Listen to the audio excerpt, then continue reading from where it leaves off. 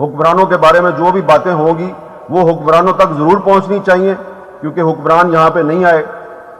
شاید انور مقصود صاحب کے خوف سے نہیں آئے، تو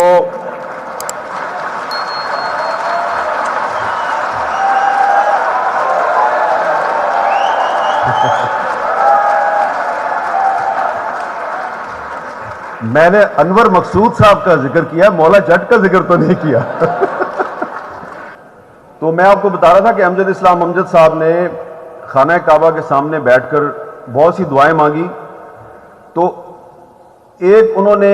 اپنے کالم میں لکھا ہے کہ میں نے ایک اور دعا بھی مانگی، اور اس دعا کو مانگتے ہوئے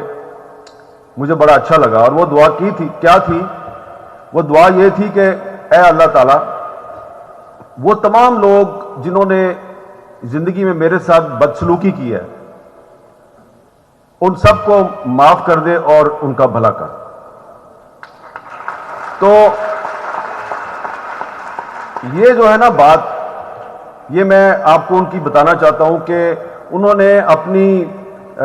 موت سے چند دن پہلے اللہ تعالیٰ کے گھر میں بیٹھ کر ان سب لوگوں کو معاف کیا جنہوں نے ان کے ساتھ بدسلوکی کی تھی، اور ان کے لیے خیر کی دعا کی۔ تو کیونکہ یہاں نوجوان بڑی تعداد میں موجود ہیں، تو امجد اسلام امجد صاحب کے حوالے سے اگر کوئی چیز آپ ان سے سیکھنا چاہتے ہیں تو وہ یہی ہے کہ زندگی میں معاف کرنا سیکھیں، لیکن اگر کسی نے آپ کی ذات کو نقصان پہنچایا تو اس کو معاف کر دیں، لیکن اگر کوئی آپ کی دھرتی کو، آپ کے ملک کو نقصان پہنچاتا ہے اس کو نہیں معاف کرنا،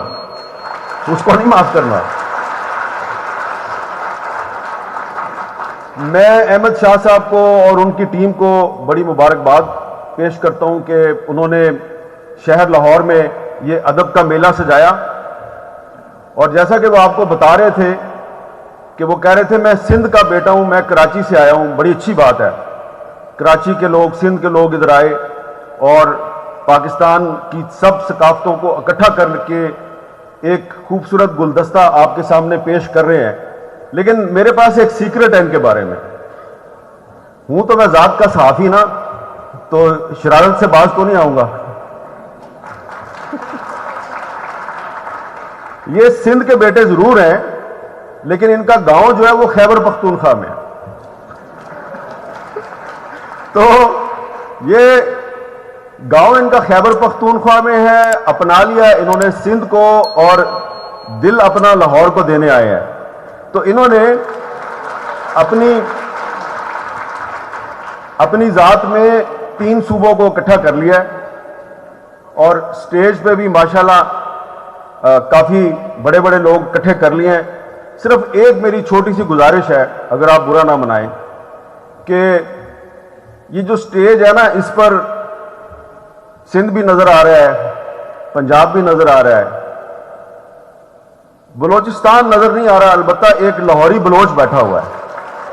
کامران لاشاری صاحب کی صورت میں۔ تو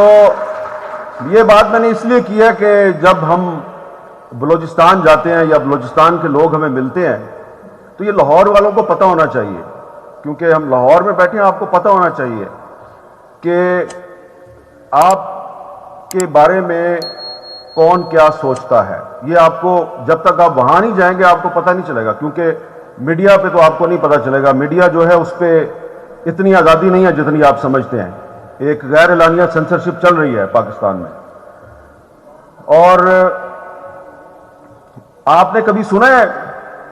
کہ ملتان کی سائیڈ پہ لوگ ایک بات کہتے ہیں، اسا قیدی تخت لاہور دے؟ سنا ہے کبھی؟ نہیں سنا۔ تو آپ کے صوبہ پنجاب کے اندر بھی جو لوگ ہیں وہ کبھی لاہور والوں سے شکوے کے لیے یہ لفظ استعمال کرتے ہیں، اسا قیدی تخت لاہور دے۔ حالانکہ لاہور میں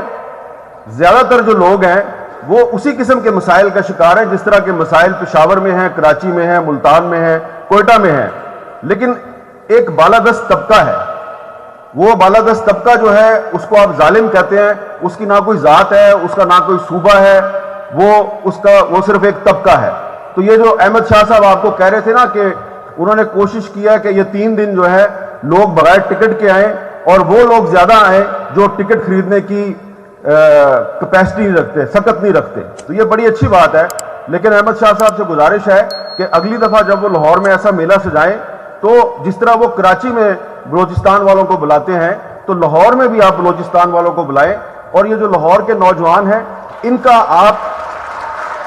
بلوچستان کے نوجوانوں کے ساتھ ان کا ڈائلاگ کروائیں۔ خیبر پختونخوا کے جو لوگ ہیں بارڈر ایریاز کے جو پشاور تک نہیں آ سکتے، ان کو اگر آپ یہاں بلا سکتے ہیں ان کو بلائیں۔ اس لیے میں یہ بات کر رہا ہوں کہ لاہور کو پاکستان کا دل کہا جاتا ہے، تو جو دل ہوتا ہے نا اس میں جسم کے سب اعضاء میں کوئی بھی درد ہو تو وہ دل کو محسوس ہوتا ہے، لیکن پاکستان جو ہے اس کے جسم کے کچھ اعضاء جو ہیں ان کا یہ خیال ہے کہ اہل لاہور جو ہیں وہ ان کا درد محسوس نہیں کرتے۔ تو شاہ صاحب آپ کو وہ درد محسوس کرانا ہے، لاہور والوں نے وہ درد محسوس کرنا ہے، اور آپس میں مل بیٹھ کے بات چیت کے ذریعے درد کا علاج بھی دریافت کرنا ہے۔ اور آخر میں صرف یہ کہوں گا کہ یہاں پر آ کے میرے سامنے جو بہت سے روشن چہرے اور چمکتی آنکھیں نظر آ رہی ہیں،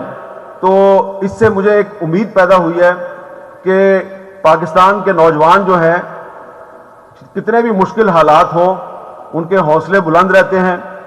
اور اس وقت جو حالات ہیں وہ آپ کے سامنے ہیں۔ یہ باہر سے اندر آتے ہوئے کچھ 6-7 لوگوں نے مجھے پوچھا، کسی نے پنجابی میں، کسی نے اردو میں، ہمارا کیا ہوگا، کچھ بہتری کے آثار ہیں یا نہیں۔ ایک پولیس والا مجھے باہر ہو کے کہتا ہے اور سر جی ساڈا کی بننا ہے۔ تو بڑے حالات شاہ صاحب خراب ہیں، تو ان حالات میں آپ نے یہ ایک میلہ سجایا ہے، تو یہ میلہ جو ہے اس میں جو گفتگو ہوگی وہ بہت کھل کے گفتگو ہونی چاہیے۔ اپنے دل کی ہر بات آپ یہاں پہ کر دیں اچھی نیت کے ساتھ، اور نیتوں کا پھل اللہ تعالیٰ دیتا ہے۔ اور آخر میں میری یہ دعا ہے کہ اس ثقافتی میلے کے اچھے نتائج نکلیں، اور یہاں پہ جو حکمرانوں کے بارے میں جو بھی باتیں ہوں گی وہ حکمرانوں تک ضرور پہنچنی چاہیے، کیونکہ حکمران یہاں پہ نہیں آئے،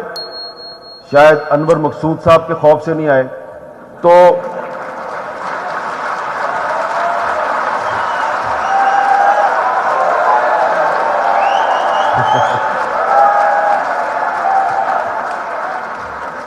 میں نے انور مقصود صاحب کا ذکر کیا، مولا جٹ کا ذکر تو نہیں کیا۔ تو بس یہ ہے کہ گزارش ہے بڑی عاجزانہ انداز میں حکمرانوں سے